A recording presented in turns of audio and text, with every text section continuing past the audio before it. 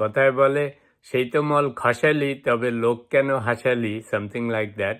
তা আমাদের বাংলাদেশ সরকার এই কোটা সিস্টেমকে নিয়ে এমন একটা কারবার করলো, এটাকে ডেডলি বানিয়ে তারপরে সেই তো ডিসিশন দিয়ে দিল।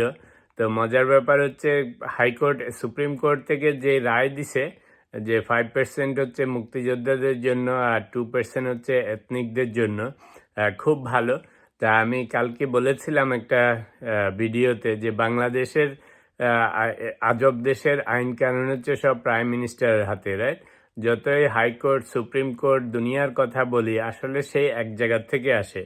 কেন বলছি খেয়াল করেন, কালকের রায়ের আগে যেই পার্সেন্টেজগুলি ছিল সেখানে 5% কিছু ছিল না মুক্তিযোদ্ধাদের জন্য, এথনিকদের জন্য 2% কিছু ছিল না। যে কোনো দেশের সুপ্রিম কোর্টে যখন কোনো রায়ের বিরুদ্ধে আপিল করে, তো তখন সেই যেই রায় হয় সেই রায়ের উপরে কথা হয়। এখানে সুপ্রিম কোর্টের বিচারকদের কোনো ক্ষমতা নাই চট করে ওইটাকে 10%, 5%, 2% কিছু একটা বানানো। এগুলি গভর্নমেন্ট ওদেরকে পিছন দিয়ে জানিয়ে দিয়েছে, হাসিনা সরকার, তাই না? নাহলে 5% পেলেও কোথায়? Why not is 10%, why not is 3%?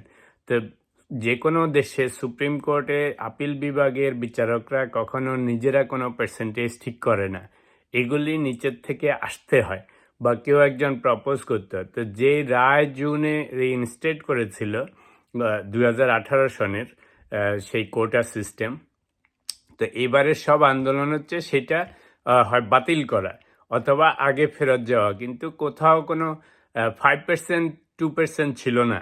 I am not saying is bad or good, but বলতেছি যে এই সমস্ত হরির দেশে যত রকমের হরিকাণ্ড ঘটে সেগুলি সব ঘটে হচ্ছে প্রাইম মিনিস্টার বা সরকারের ইচ্ছা অনিচ্ছার উপর। এই সমস্ত আদালত, হাইকোর্ট, সুপ্রিম কোর্ট, এগুলিও যে বাংলায় বলে না যে আমাকে হাইকোর্ট দেখায়ও না, তো এগুলি হচ্ছে হাইকোর্ট, সুপ্রিম কোর্ট, পুলিশ, প্রশাসন, এগুলি হচ্ছে শুধু নামে মাত্র দেখানোর জন্য।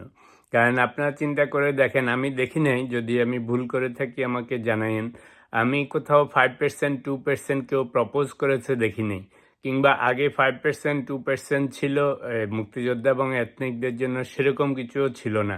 এগুলি সব ছিল 10%, 10%, 30%, হোয়াট এভার পার্সেন্টেজেস। তো 2018 সনের আগে যে পার্সেন্টেজ ছিল সেটার মধ্যেও 5%, 2% ছিল না। 2018-তে ওনারা যা করেছেন সেটাতেও এটা ছিল না।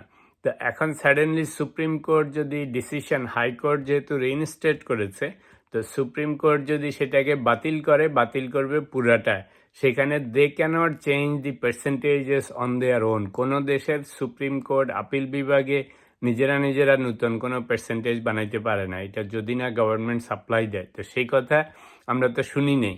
তো এটার মূল কথা যেটা বলতে চাচ্ছি সেটা হচ্ছে যে বাংলাদেশে হাইকোর্ট, সুপ্রিম কোর্ট যত ডিসিশন হয়, এগুলি যে রাতের বেলা অন্ধকারে ফাইল পাঠিয়ে দেয় ওদের কাছে এবং সেই অনুসারে তারা ডিসিশন নেয়, এটা হচ্ছে তার একটা প্রমাণ। আরেকটা মজার ব্যাপার হচ্ছে এতদিন ধরে মনে হচ্ছে সুপ্রিম কোর্ট ঘুমায়েছিল, এখন যখন সিচুয়েশন খুব খারাপ হয়ে গেছে, এখন এক রাতের মধ্যে হয়তো ফোন করে দিয়ে বলছে যে হে যাও ডিসিশন নিয়ে আসো, আর অ্যাটর্নি জেনারেলের দিয়ে কাগজ ধরাই দিছে যে এটা নিয়ে যাও, যা বলো এখন মুক্তিযোদ্ধাদের জন্য 5% আর অন্যদের জন্য, এথনিকদের জন্য, ডিসেবলদের জন্য 2% করে দাও, দিয়ে ডিসিশন দিয়ে দাও।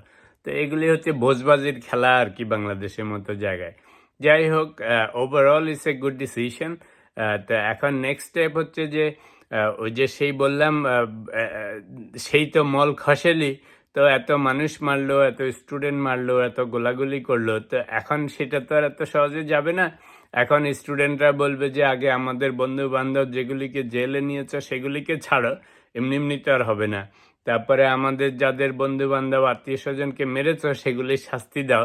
তো এর অর্থ হচ্ছে যে is going to linger this, যে আন্দোলন এটা এখনই চলে যাচ্ছে না। তো তারপরে সেগুলি করতে গড়িমসি ডেফিনেটলি হবে, আবারও তো সেই মল তো আর সাথে সাথে খসাবে না। তো সেটার জন্য পরে একসময় হয়তো দেখা যাবে সরকার পতনের আন্দোলন হইতে পারে।